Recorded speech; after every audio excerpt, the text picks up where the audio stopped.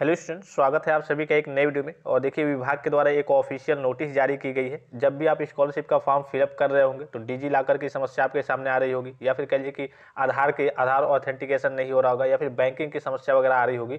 तो इसके सारे सोल्यूशन क्या है, आपको इस वीडियो के माध्यम से जानकारी मिलने वाली है। यहाँ पे आपको ऊपर दिख रहा होगा कार्यालय जिला समाज कल्याण अधिकारी मेरठ, जो आपका DW होता है, यानी कि डिस्ट्रिक्ट वेलफेयर ऑफिसर होता है, डिस्ट्रिक्ट वेलफेयर ऑफिस जो होता है।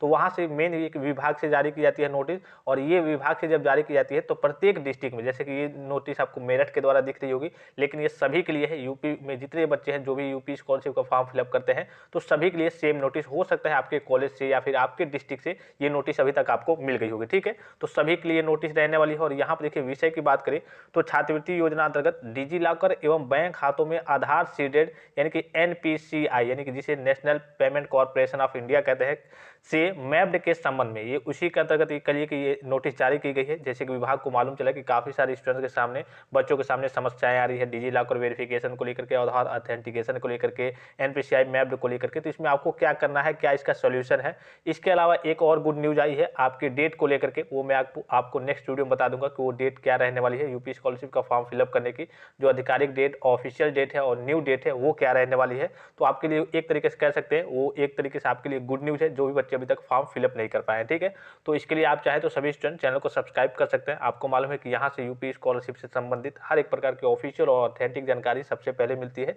तो इसके लिए आप चाहे तो सभी स्टूडेंट चैनल को सब्सक्राइब कीजिए, बेल आइकन को प्रेस करके ऑल पे क्लिक कर लीजिए और टेलीग्राम चैनल को ज्वाइन कर लीजिए। ठीक है, मेन पॉइंट्स की हम बात करेंगे। जैसे कि यहाँ पे ये सारी चीज़ ऊपर आपकी बताई गई है कि हाँ, 31 दिसंबर 2023 तक आपकी लास्ट तिथि निर्धारित है पोस्ट मैट्रिक और post matric other than inter के बच्चों की बात करें तो। अब यहाँ से देखिए, ये जो आपका पॉइंट दिख रहा होगा, यहाँ से देखिए कि छात्रवृत्ति शुल्क प्रतिपूर्ति योजना अंतर्गत ऑनलाइन व्यवस्था के क्रम में छात्रवृत्ति हेतु छात्र के स्तर से रजिस्ट्रेशन के समय डिजी लॉकर के माध्यम से उनके आधार के व्यक्तिगत विवरण को ऑटो फेच किया जाएगा। यानी कि जो डिजी लॉकर का जो कार्य चल रहा है, इस बार ये नया सेक्शन ऐड हुआ है, तो इसकी सहायता से आपका आधार कार्ड का जो व्यक्तिगत विवरण होता है वो ऑटो फेच किया जाता है, यानी कि एक तरीके से वो वहाँ पे ले लिया जाता है। तथा PFMS यानी कि जो आपका होता है पब्लिक फाइनेंशियल मैनेजमेंट सिस्टम प्रणाली के माध्यम से छात्र छात्राओं के आधार सीडेड यानी कि NPCI से मैप्ड बैंक खातों में सीधे धनराशि आंतरित किया जाएगा, जिसके लिए छात्र छात्रा के बैंक खाते में आधार सीडेड यानी कि NPCI से मैप्ड एवं छात्र छात्राओं का आधार कार्ड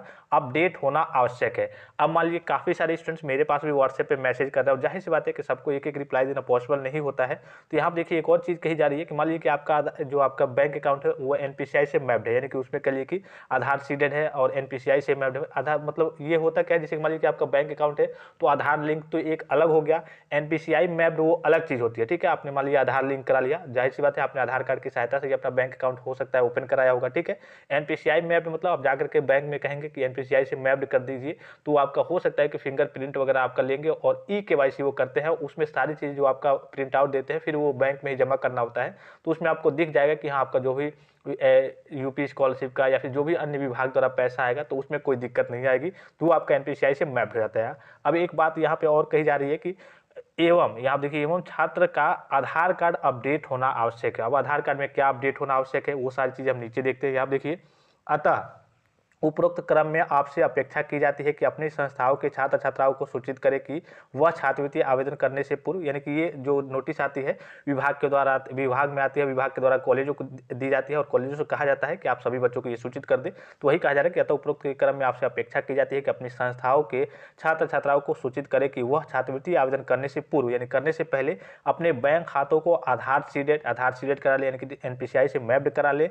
साथ ही यदि छात्र के व्यक्तिगत विवरण यानी कि पर्सनल विवरण में, पर्सनल डाटा में यथा नाम हो गया, पिता का नाम हो गया, जन्मतिथि हो गया, पता हो गया, जेंडर में त्रुटि है या फोटो भी पुराना लगा हुआ है, तो उसे हाई स्कूल अंकपत्र में दिए गए डाटा के आधार पर अपडेट कराते हुए वर्तमान के नए फोटोग्राफ के साथ आधार कार्ड को जारी करा ले। यानी सीधे कहने का मतलब है आपका नाम में, आपके नाम में गड़बड़ी है, पिता के नाम में, माता के नाम में, या फिर कह लीजिए कि आपके डेट ऑफ बर्थ में, माता का नाम यहाँ पे नहीं दिया है सॉरी, नाम, पिता का नाम, डेट ऑफ बर्थ, पता, जेंडर में त्रुटि है तो ये, और फोटो अगर आपका पुराना है तो ये सारी चीज़ें जो आपका मान लीजिए जितने भी डाटा है वो आप अपने हाई स्कूल में जो डाटा है उसी हिसाब से, इसलिए कि हाई स्कूल का तो आप बार बार बदलवाएंगे नहीं, आधार कार्ड स्वैप तो चेंज करा सकते हैं, तो उसी के हिसाब से आपको अपडेट करा लेना है। अगर फोटोग्राफ भी आपका फोटो भी पुराना है, बहुत पुराना है, तो उसको भी आपको अपडेट करा लेना है। ठीक है, तो यहाँ पे सारी चीज़ें दी गई हैं कि आधार कार्ड को जारी करा ले।